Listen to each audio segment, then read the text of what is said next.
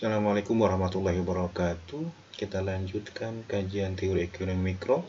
Hari ini kita bahas teori perilaku konsumen, masih bersama saya Yen Rohmana dari Fakultas Pendidikan Ekonomi dan Bisnis Universitas Pendidikan Indonesia. Ada 3 langkah untuk memahami perilaku konsumen itu. Yang pertama, bahwa kita harus tahu preferensi konsumen. Nah, langkah ini kita tahu alasan-alasan mengapa orang lebih suka satu paket, satu bundel dibandingkan dengan paket atau bundel lainnya. Nah, preferensi konsumen ini kemudian digambarkan lebih lanjut nanti secara grafik dan matematis. Yang kedua, kita harus memahami adanya keterbatasan anggaran. Gitu. Keterbatasan. Nah, ini memahami dan menyadari bahwa konsumen dihadapkan pada masalah keterbatasan anggaran sehingga membatasi jumlah barang dan jasa yang dapat dibelinya. Berarti kemudian konsumen mempertimbangkan harga dalam keputusannya. Maka pertanyaannya adalah apa yang harus dilakukan konsumen melihat situasi tersebut? Nah, untuk menjawabnya, maka langkah yang kita akan memahami bagaimana dengan pilihan konsumen. Nah, langkah ini merupakan perpaduan antara preferensi dengan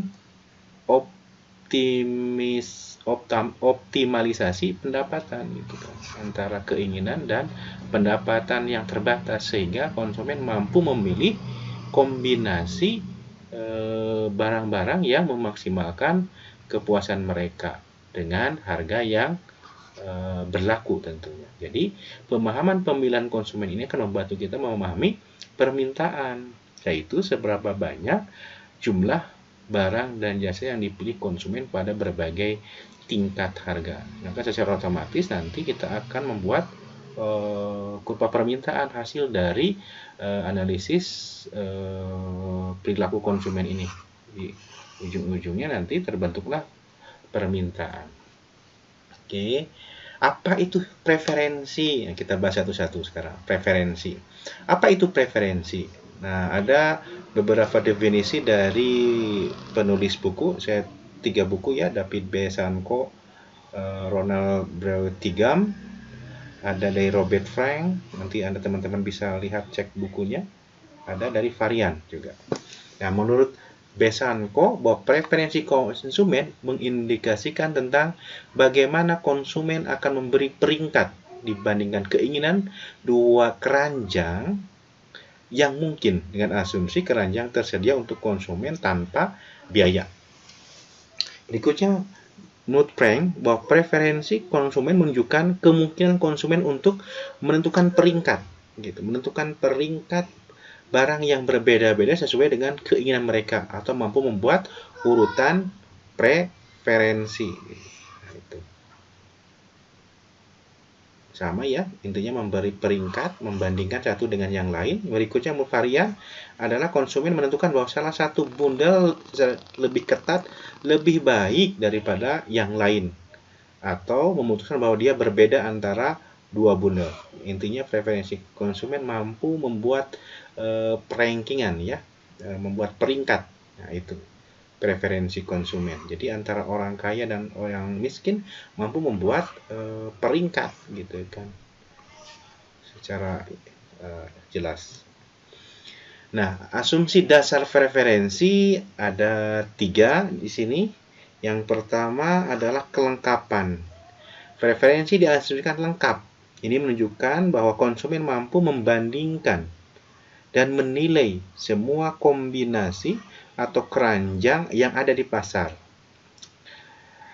Untuk keranjang A dan B misalnya, konsumen dapat menyatakan preferensinya sesuai dengan salah satu kemungkinan. Misalkan, dia lebih suka keranjang A daripada B, maka kita boleh tulis A lebih disukai daripada B. Yang kedua, dia lebih suka keranjang B daripada keranjang A, maka kita boleh menulis berarti B lebih disukai daripada A. Atau dia acuh tak acuh, tidak peduli, atau sama-sama senang antara keranjang A dengan keranjang B, berarti A sama dengan B. Perhatikan bahwa preferensi mengabaikan harga terlebih dahulu. Jadi kita tahu mana yang menurut kita yang paling disukai gitu, terlepas dari biaya dulu, dari harga dulu gitu. Jadi bebas saja dulu memilih. Nah, orang yang punya preferensi seperti itu berarti dia lengkap. Yang kedua, transitif. Preferensi adalah transitif. Transitif berarti konsumen mampu membuat pilihan yang konsisten gitu, satu dengan yang lain. Contoh, konsumen lebih suka A daripada B. A lebih disukai daripada B. Dan B lebih disukai daripada C. Maka kesimpulannya dengan sendirinya bahwa A itu lebih disukai daripada C.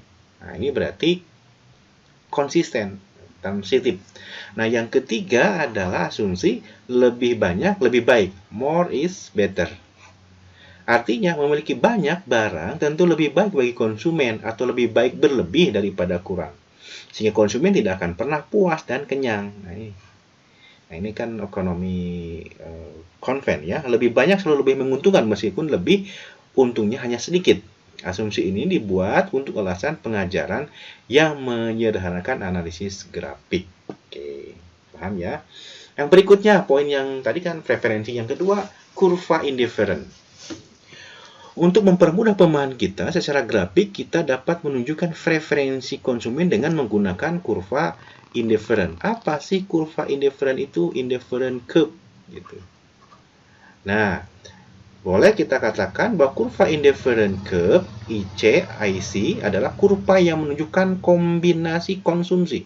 Kombinasi konsumsi dua jenis barang dengan memberikan tingkat kepuasan yang sama gitu. Itu kurva. Jadi kalau kita buat kata kuncinya satu, bahwa ini kurva yang menunjukkan kombinasi konsumsi dengan tingkat kepuasan yang sama. Nah, itu kurva indifferent. Makanya kan in itu kan tidak, different beda. Tidak beda adalah sama. Jadi kurva indifferent adalah kurva yang sama. Sama apanya? Kepuasannya. Nah, kurva indifferent adalah juga boleh katakan serangkaian titik yang masing-masing titik itu menggambarkan kombinasi konsumsi barang, misalkan X dan Y, di mana semua titik itu menunjukkan tingkat kepuasan yang sama. Sama ya artinya ya. Gitu. Oke, bisa paham. Nah, ini kita contohnya ada beberapa kombinasi. Ada kombinasi A, ada kombinasi B dan C serta D. Nah, misalkan di kombinasi A kita ini ada set indifferentnya, kita mengkonsumsi 8 gelas susu dan 3 gelas jeruk dengan tingkat utilitasnya adalah 100. Nah, ada kombinasi B, kalau kombinasi B 5 susu gelas, 4 jus jeruk. Misalkan 1 minggu atau 1 bulan, misalkan dengan kombinasi seperti itu, tingkat utilitasnya sama. Gitu. Dan yang lainnya, yang C serta D. Kalau kita buat kurvanya seperti ini teman-teman. Jadi ketika kombinasi misalkan berarti jeruk itu adalah X misalkan ya. Ini jeruk berarti ini kita simbolkan X. Sedangkan susu kita simbolkan Y. Oke, ini jeruk, ini susu. Y. Oke, di sini. Ini kita X di sini. Nah, kombinasi A adalah 3 jus jeruk dan 8 susu. Ini kombinasi A. Kombinasi B adalah 4X, 5Y. Kombinasi C 5X atau jeruk dan 3Y susu. Dan yang D adalah 6X atau jus jeruk dan 2Y. Nah, A, B, C itu mempunyai tingkat utilitas yang sama. Makanya kombinasi ini berarti, dan ini menunjukkan kurva IC, kurva yang menunjukkan kombinasi konsumsi dengan tingkat kepuasan yang sama. Nah, inilah kurvanya gitu kan. Melengkung gitu ya. Kurva IC. Nah, kalau kita buat derivasi dari 3 dimensinya seperti ini. Ini yang pertama, mata kita dari sini dulu. Nah, ini kombinasi X, ini kombinasi Y, dan ini adalah total utility yang vertikal. Nah, ini seperti gunung gini ya, melengkung gitu ya. Kemudian kita bongkar ini yang kedua, yang B, yang kedua kita buat desain seperti ini. Jadi kombinasi seperti ini, mulai dari bawah ke atas ke atas. Ini kan titik atas itu titik impian gitu, makanya disebut bliss point, titik impian, puncak paling tinggi. Orang kan mengkonsumsi paling banyak untuk impiannya. Ini juga sama, ini juga ini titik impiannya, berarti di sini gitu, bliss pointnya ini titik impian. Oke, titik impian, dan ini kombinasi yang paling bawah dan sedang. Kemudian dibuat dua dimensi seperti ini X-nya sama, ini Y-nya, cuman sekarang ini titik ordinate 0. Kemudian kita putar, maka yang terkenal sekarang itu yang ini. Gitu. Jadi ini adalah kombinasi X-nya dan ini Y-nya, titik ordinate di sini. Maka inilah kurva indifferent yang sama seperti yang ini. Oke. Bisa dipahami ya? Nah, sebenarnya ada beberapa ciri dari kurva indifferent. Ini ada 4. Yang pertama adalah turun dari kiri atas ke kanan bawah. Nah, kurva indifferent itu gini, turun dari kiri atas ke kanan bawah. Nah, ini. Nah, indifferent. Ini dalam 1, ini akan indifferent 2. Seperti itu. Jika konsumen ingin menambah konsumsi barang X, maka ia harus rela mengurangi konsumsi barang lain apabila kepuasan yang diperoleh tetap sama. Misalkan contoh ini kan ya. Misalkan kombinasi di A, misalkan kombinasi A dengan misalkan X1 dan Y1. Jika dia ingin menambah konsumsi misalkan di C, kombinasi C dengan X2, dia ingin nambah X, maka dia harus rela mengurangi konsumsi barang Y, ini Y1, Y1 ini Y2. Maka dia harus rela menguranginya. Maka berarti dia kurvanya turun dari kiri atas ke kanan bawah atau mempunyai slope negatif. Slope-nya negatif. Gitu. Yang kedua, cembung ke arah titik origin. Kalau teman-teman lihat dari sini, titik origin, maka ini cembung gitu. Slope yang atas lebih curam daripada slope yang kurva yang lebih bawah itu lebih datar, lebih rata. Nah, slope kurva IC menjadi lebih rata, flatter, saat Anda bergerak ke kanan bawah kurva. Ini bekerjanya diminishing marginal utility. Gitu. Jadi, semakin Anda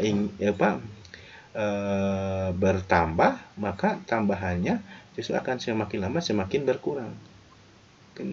Kalau sudah memiliki barang, lama kelamaan kan tingkat kepuasannya akan semakin menurun. Gitu. Yang ketiga, kurva IC tidak berpotongan karena ada asas transitif tadi, sehingga tiap indifferent menunjukkan tingkat kepuasan yang sama gitu. Jadi tidak akan saling berpotong, karena kalau melanggar berpotongan berarti melanggar asas transitif tadi yang dijelaskan di depan. Dan yang keempat, lebih jauh dari titik asal berarti lebih disukai. Kurva IC yang T menunjukkan kombinasi barang yang dikonsumsi lebih banyak sehingga kepuasannya lebih besar. Jadi IC 1 makanya di sini bisa dikatakan IC 3 ini yang 3 lebih disukai daripada IC 2 atau IC 2 lebih disukai daripada IC 3 gitu ya. Atau kalau kita lihat di sini berarti IC 1 lebih kecil daripada IC 2 dan IC 2 lebih kecil daripada IC 3 gitu. Dan dibalik seperti ini juga. Oke, itu 4 ciri dari kurva indifferent. Tentu yang keinginannya kan titik bliss point itu yang semakin banyak kan titik impiannya. Oke. Nah, ini adalah indifferent curve map yang menunjukkan beberapa atau banyak dari IC. Ada IC 1, IC 2, IC 3. Berarti itu adalah map dari kurva indifferent dan menunjukkan marginal rate of substitution gitu. Apa itu marginal? Ini kan marginal rate of substitution adalah kerelaan gitu kan. Kerelaan konsumen untuk melepas gitu kan, melepas satu barang untuk memperoleh barang lain gitu, dengan tetap pertahankan tingkat kepuasan yang sama. Jadi itu terkait dengan substitusi, penggantian. Jadi kerelaan konsumen untuk melepas satu barang untuk mendapatkan barang lain. Nah, itu berarti marginal rate of substitution. Dan menunjuk, jadi MRS juga sekaligus, MRS itu sama dengan menunjukkan slope dari IC kan. Di pengantar juga sudah kita bahas. Maka Anda lihat bahwa slope IC sama dengan min delta Y per delta X gitu. Ini kan delta Y. Nah, ini kan ini delta Y, ini delta X gitu. Atau sama dengan MRS, Y untuk X adalah MUX per MUY. Jadi boleh pakai ini, boleh pakai ini. Jadi slope IC adalah min DY DX atau MUX MUY dan menunjukkan MRS gitu. Nah, ketika kita makanya tadi juga berlaku diminishing marginal utility. Jadi ketika kita ingin menambah satu X misalkan ke sini, maka kita rela mengurangi Y sebanyak 3 gitu kan. Ini delta Y-nya. Gitu. Ini delta X-nya. Berarti kan 3 dibagi 1 adalah 3 gitu kan. Kemudian yang kedua dari B ke C. Dari B ke C itu slope-nya atau MRS-nya adalah 2 dibagi 1. 2 berarti kan. Dan ingin menambah lagi X-nya berikutnya, misalkan dari C ke D, maka sekarang 1, ini kan 1, ini 1, berarti ini 1. Maka ini berlakunya juga law of diminishing return tadi. Law of diminishing return yang tadi di ciri-ciri kurva indifferent yang 4 itu. Jadi semakin kita bertambah tambahan konsumsi, maka justru kepuasannya semakin lama semakin menurun. Makanya ini juga slope-nya juga cembung seperti itu, ya. Oke, bisa dipahami. Nah, berikutnya sebenarnya ada beberapa bentuk dari kurva indifferent selain yang umum tadi itu kan slope-nya negatif gitu kan, gini. IC. Gitu. IC itu seperti ini, slope-nya negatif. Nah, ada juga yang substitusi sempurna gitu, substitusi sempurna lurus seperti ini. Nah, di mana produk X dan Y adalah sebagai pengganti yang sempurna, menjadikan kurva IC berbentuk lurus atau garis sejajar, sehingga MR sama dengan 1 gitu. Tetap negatif karena dia slope-nya negatif, cuman sempurna gitu. Jadi antara X dengan Y adalah pengganti yang sempurna, sedangkan kalau di sini kan bukan pengganti yang sempurna kalau yang umum itu. Yang kedua adalah pelengkap yang sempurna. Kalau tadi substitusi, sekarang pelengkap, di mana konsumen selalu ingin mengkonsumsi barang dalam proporsi tetap satu sama lain. Jadi kurva indifferent-nya berbentuk huruf L. Ini huruf L. Ini seperti huruf L. Gitu. Contoh konsumsinya kalau sempurna berarti sepatu kanan dan sepatu kiri. Itu kan harus kalau kita beli satu yang kiri, maka yang kanan pun harus dibeli gitu. Beli 2 sepatu ya harus 2 pasang, kanan dan kiri dan seterusnya. Itu berarti pelengkap yang sempurna. Yang ketiga ada AIC yang berbentuk vertikal gitu. Berarti ini komoditasnya netral. Tingkat kepuasan rumah tangga tidak terpengaruh oleh komoditi netral, sehingga kurva indifferent-nya berbentuk garis vertikal gitu, netral. Tidak terpengaruh baik substitusi maupun komplementer. Yang terakhir ada komoditas buruk atau bad commodities, adalah lebih sedikit akan lebih disukai daripada lebih banyak. Misalkan di sini dicontohkan rokok gitu. Misalkan Y adalah rokok, misalkan ini adalah jus. Maka tentu konsumsi X akan lebih disukai daripada konsumsi Y. Y akan terus diturunkan konsumsinya. Akan diturunkan sampai 0 gitu. Sedangkan X akan diperbanyak. Nah, mungkin kalau orang muslim ini bisa contohnya adalah Y adalah barang haram misalkan ya. Barang haram atau yang mubah. Nah, kalau barang haram tentu kita seorang muslim akan menguranginya sampai nol gitu. Bertahap gitu, bertahap dikurangi sampai nol. Dan kalau sudah sadar maka tidak boleh mengkonsumsi barang yang bad itu. Oke, jadi bisa. Nah, berikutnya yang itu adalah kita bahas adalah garis anggaran. Ini berarti yang kedua sebenarnya, yang B itu yang di 3 langkah itu. Langkah kedua. Langkah yang pertama kan tadi preferensi sudah. Sekarang langkah yang kedua kita pahami garis anggaran atau budget line. Nah, keterbatasan konsumen digambarkan dengan garis anggaran atau budget line kita simbolkan BL atau juga batasan anggaran budget constraint. Nah, garis anggaran merupakan garis garis yang menunjukkan berbagai kombinasi dari dua jenis macam barang yang berbeda yang dapat dibeli oleh konsumen dengan pendapatan yang terbatas gitu, atau pendapatan yang tetap misalkan boleh juga ya. Nah, batasan anggaran konsumen mengidentifikasikan kombinasi barang dan jasa mana yang mampu dibeli konsumen dengan anggaran terbatas dengan harga tertentu. Jadi garis anggaran mereferensikan grafis dari batasan anggaran yang menunjukkan jumlah maksimum terjangkau dari suatu barang untuk jumlah tertentu dari barang lain yang lain. Nah, kalau dibuat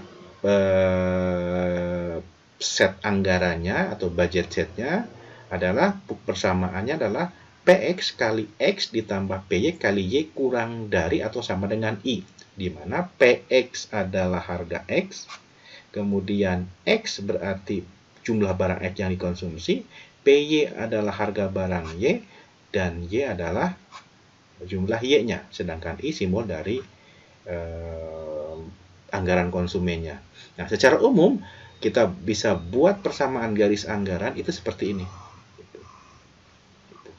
Sama dengan ininya, PX kali X ditambah PY kali Y sama dengan I. Gitu ya. Jadi secara set sih boleh kurang atau sama dengan. Tentu yang tidak bisa itu lebih besar nggak bisa kan gitu kan. Tidak mungkin kita belanja di lebih besar dari pendapatan kita gitu secara normalnya. Oke, ini jadi saya ulangi, jadi fungsi anggarannya adalah yang ini.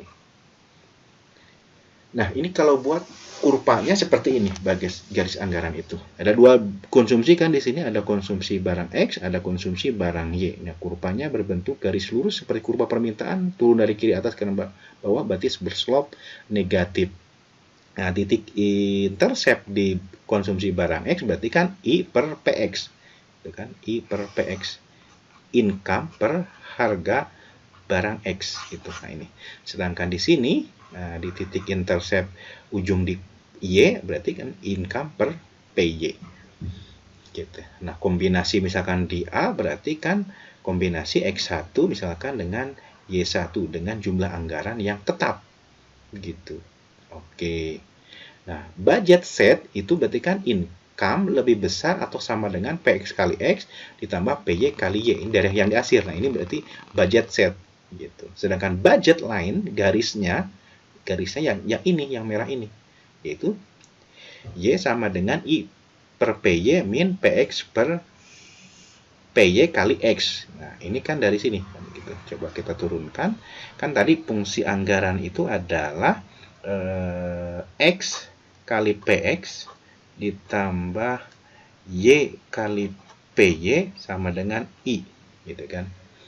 Kemudian ini pindah ruas yang X ini sehingga tinggal misalkan Y dikali PY sama dengan I min X kali PX gitu. Oke, maka kemudian PY pindah ruas ke sebelah kanan sehingga menjadi Y sama dengan I per PY min PX dibagi PY dikali X gitu. Maka inilah fungsi dari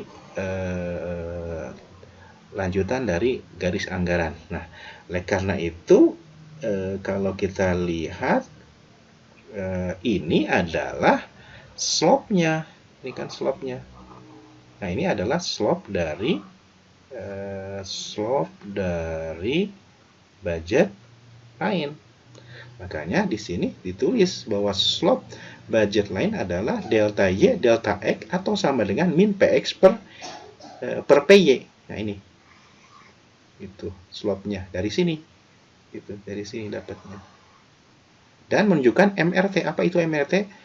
Kalau tadi ada MR, marginal of substitution, kalau MRT berarti marginal rate of transformation.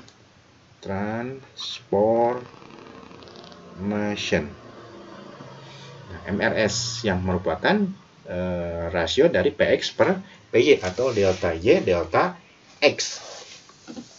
Nah, tentu daerah di luar garis anggaran itu daerah invisible, yang tidak mungkin. Kalau yang visible berarti kan daerah di bawah kurva BL sekitar ini, tapi kalau tepat berarti itu budget lainnya. Di atas, maka ini bukan daerah yang mungkin, gitu, karena di luar batas kemampuan kita. Nah, semakin dekat dengan titik origin ini, berarti semakin kecil pengurangan yang harus dilakukan oleh konsumen dan sebaliknya. Jadi kalau semakin ke sini tentu mendekati 0 semakin sedikit anggarannya, tapi kalau semakin atas semakin besar dan sampai habis di sini. Gitu. Nah, ini buat 3 dimensinya, 2 dimensinya, 3 dimensi teman-teman. Ini kombinasi X, ini barang Y, dan ini total utility-nya. Nah, ini kurvanya seperti ini. Gitu ya, seperti whiteboard garis gitu kan, seperti ini. Nah, ini yang merah ini. Ini adalah I per PY dan ini I per PX. Kemudian dibuat 2 dimensinya seperti ini. Ini tetap X, ini Y, ini tetap U. Nah, kemudian disederhanakan menjadi 2 dimensi ya seperti ini. Yang seperti banyak kita kenal. Diputarkan gitu, yang U-nya dihilangkan. Maka yang ada adalah tinggal X dan Y seperti yang ini. Oke, bisa dipahami ya. Kita lanjutkan. Nah, apa sih yang merubah garis anggaran? Ya, ada 2 yang utama itu, ada price, ada income, gitu kan, income. Nah, ini contoh harga. Ketika harga naik, misalkan harga X naik. Ini kan harga X naik. Maka ini budget line pertamanya. Ketika harga barang X naik, maka kita mengkonsumsi X-nya sedikit. Makanya wajar kalau seiringnya bergerak ke sini. Itu menjadi budget lain kedua, misalkan ke sini. Budget lain kedua. Dimana kalau yang pertama adalah I per PX1, berarti harga di X1. Sedangkan ketika harga naik, berarti kan I1 per X2, harga di X2. Dengan income-nya yang tetap. Gitu kan. Hal yang sama juga ketika PY meningkat ini. Dan yang ini kan tadi price, sekarang income. Nah, income adalah kalau pendapatannya turun, berarti dia bergeser ke sini, ke kiri. Sedangkan kalau income-nya meningkat, berarti kebalikannya, bergeser ke kanan. Oke, saya pikir ini sudah paham. Berikutnya keseimbangan konsumen. Berarti ini langkah yang ketiga, gitu ya.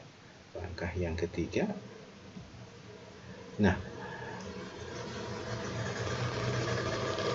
pilihan berapa banyak untuk konsumsi konsumen adalah masalah optimisasi terkendala. Kenapa terkendala? Karena tadi ada kendala masalah budget line itu.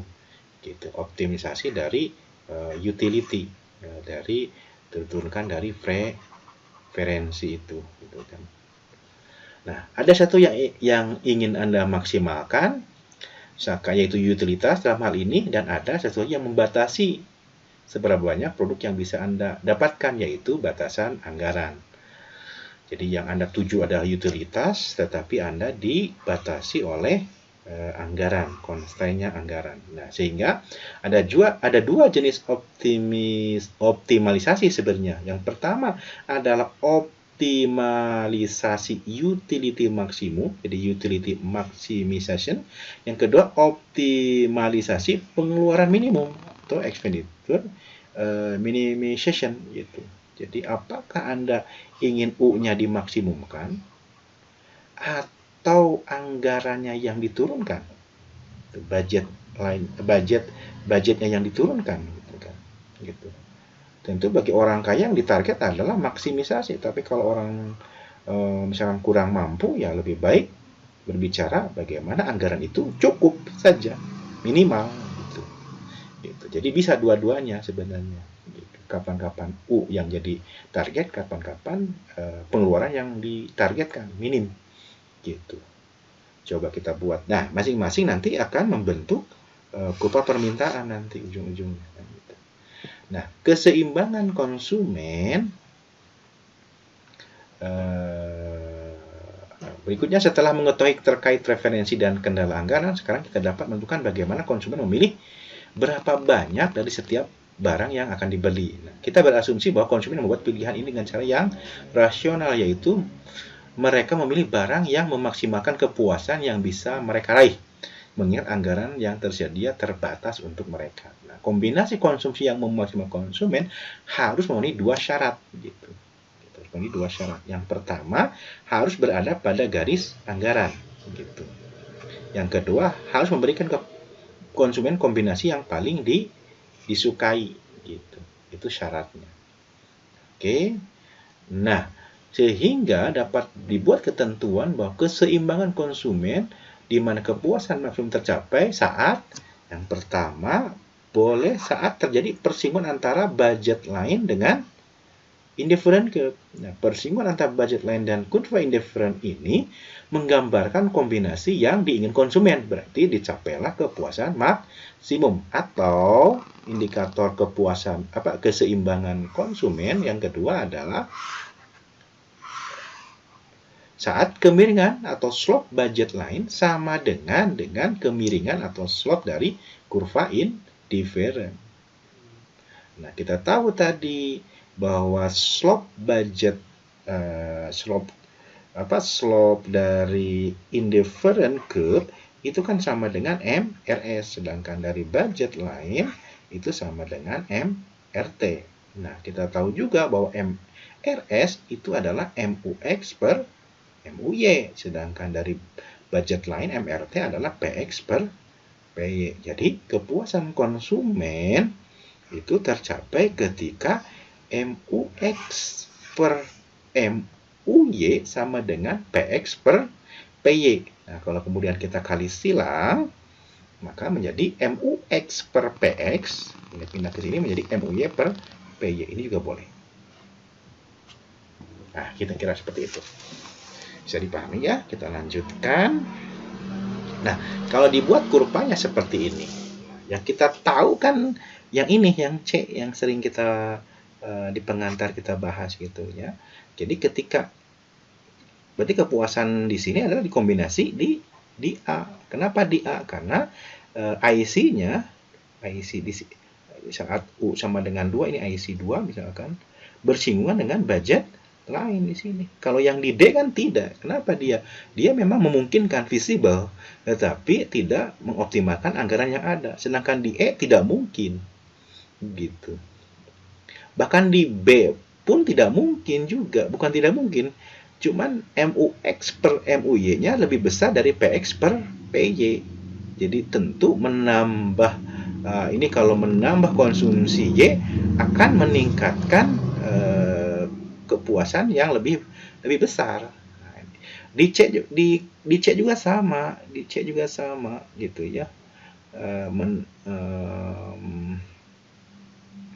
Mengurangi konsumsi X gitu, mengurangi konsumsi X tentu itu akan lebih menambahkan utilitas. Jadi ini ke sini dan ini ke sini. Jadi sehingga tercapailah kombinasi yang memang terjadi ketika MUX per MUY-nya sama dengan PX per PY. Jadi yang ditarget ini. Jadi di D memungkinkan menambah gitu kan, kita ke sini. Di E tidak mungkin, maka dia harus menguranginya ke sini. Di C juga kurang maksimum, maka dia harus mengurangi.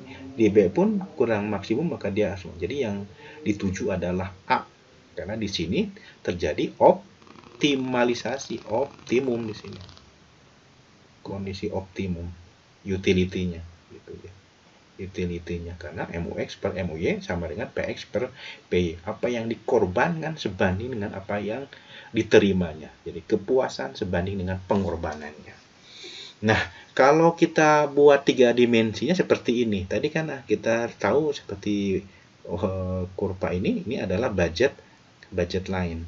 Ini budget line, sedangkan yang kurva melengkung mengkerucut seperti ini adalah menunjukkan indifferent curve. Maka titik potongnya kombinasinya adalah ketika anggaran seperti ini, maka titik ini yang memaksimumkan, gitu, di titik A, gitu, di titik A. Di B tidak mungkin tadi seperti yang ini. Jadi ini adalah seperti di sini, teman-teman. Sedangkan si C, saya pakai warna yang lain. Oke, saya akan pakai biru. Nah, C ini kan seperti yang di sini. Yang ini, gitu. Nah, yang A itu yang di sini ya persis seperti yang di sini. Nah, ini titik kepuasannya. Nah, ini serpihan dari itunya, dari gambar yang ini. Dibedah seperti ini. Nah, kemudian dirubah sedikit seperti ini, dikombinasi di kurva yang B. Nah, ini posisi B yang sini, B. Ini posisi A karena ketika bersinggungan dengan indifferent, kalau di sini indifferentnya lebih rendah, jadi tentu utility-nya lebih rendah juga. Ini D yang seperti ini di sini. Oke, teman-teman bisa ya. Jadi yang ini adalah 2 dimensi, yang ini 3 dimensi. Yang ini 2 dimensi juga, cuman lebih detail lagi. Oke, bisa diikuti ya. Nanti teman-teman bisa rekonstruksi ulang lagi. Berikutnya, nah ada pemecahan sudut. Pemecahan sudut. Misal dari kombinasi corner solution ya. Misal dari kombinasi barang X dan Y ternyata konsumen hanya memilih salah satu saja. Jadi kata kuncinya salah satu saja, yaitu misalkan X saja atau Y saja. Maka analisis penentuan konsumsi hanya satu barang dan tidak ada barang lain dalam memaksimumkan utilitas konsumen mengingat batasan anggaran, maka kita sebut itu sebagai solusi atau pemecahan sudut, gitu, corner solution. Namanya berasal dari fakta bahwa kombinasi konsumsi optimal adalah di sudut, gitu, di sudut. Jadi disebut pemecahan sudut.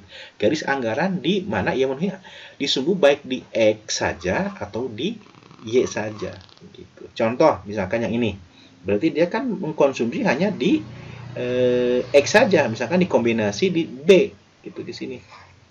Berarti dari dengan anggaran A, B, tingkat kepuasan tertinggi dicapai pada B, pada kurva indifferent U1, gitu.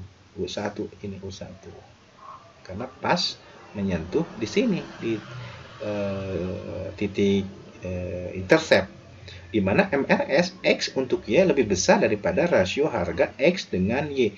Jadi kalau titik corner ya pasti MRS-nya di sini MRS untuk XY itu lebih besar daripada rasio harga PX dengan Y, gitu. PX dengan Y, gitu kan. Gitu. Jadi MUX, jadi ini terjadi ketika MUX per MUY itu lebih besar daripada PX per PY, gitu. Kan kalau tadi berarti ini kan tidak tercapai kepuasan maksimum. Nah, ini bisa tercapai kalau memang hanya satu jenis barang, yaitu hanya barang X saja, gitu. Hanya barang X saja, gitu. Boleh. Itu hanya satu barang, gitu.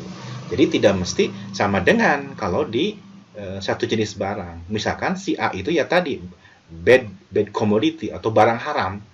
Misalkan kalau barang haram, orang muslim tidak akan mengkonsumsinya, dia fokus ke kombinasi X saja.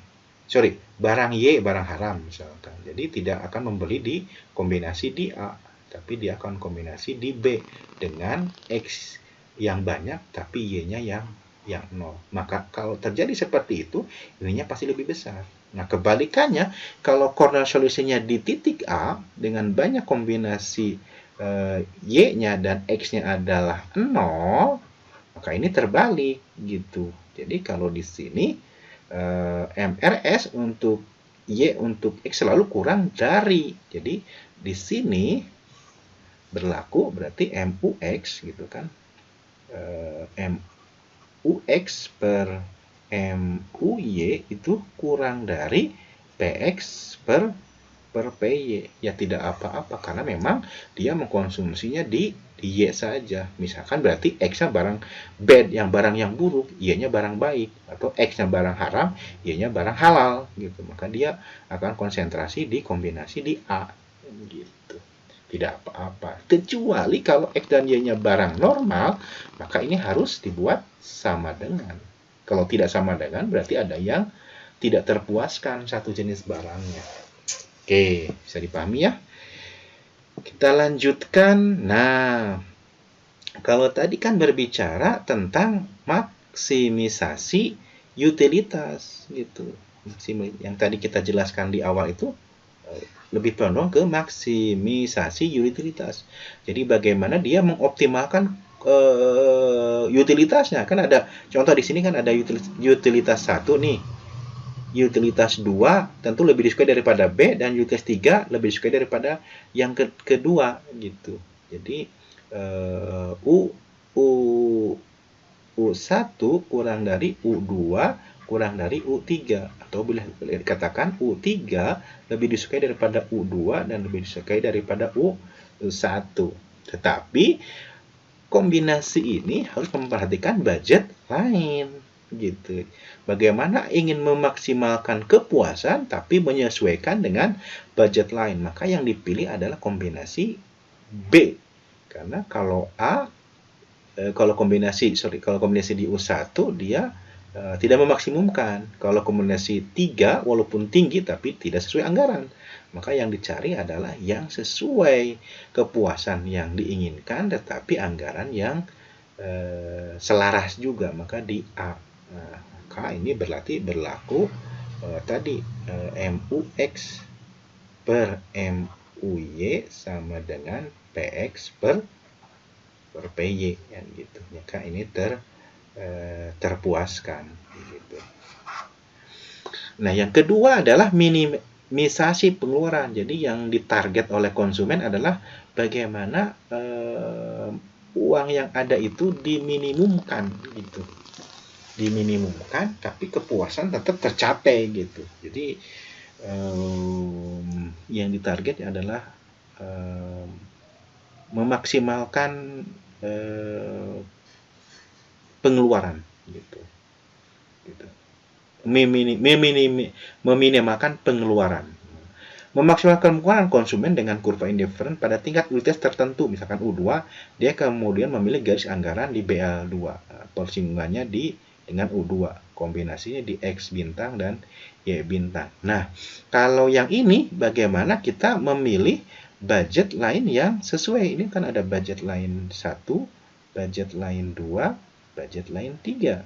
Tentu di sini bisa katakan bahwa budget lain 3 itu lebih besar daripada budget lain 2, dan budget lain 2 lebih besar daripada budget lain 1, atau budget lain 1 itu lebih kecil daripada budget lain 2, dan budget lain 2 lebih kecil daripada budget lain 3 juga boleh. Gitu. Nah, kombinasi mana yang dipilih? Dan sesuaikanlah dengan kepuasan yang ada gitu. Maka yang dipilih adalah kombinasi yang sesuai dengan garis anggaran yang ada, terpotong tersinggung, disinggunglah. Nah, ini juga sama bahwa tercapai ketika MUX per PX sama dengan MUY per PY, atau MUX ini juga boleh gitu kan, atau MUX per MUY sama dengan PX per PY juga boleh kan gitu. Intinya sama. boleh memaksimumkan utilitas, juga boleh meminimalisir pengeluarannya dengan cara tersebut, tapi ujung-ujungnya kepuasannya maksimum.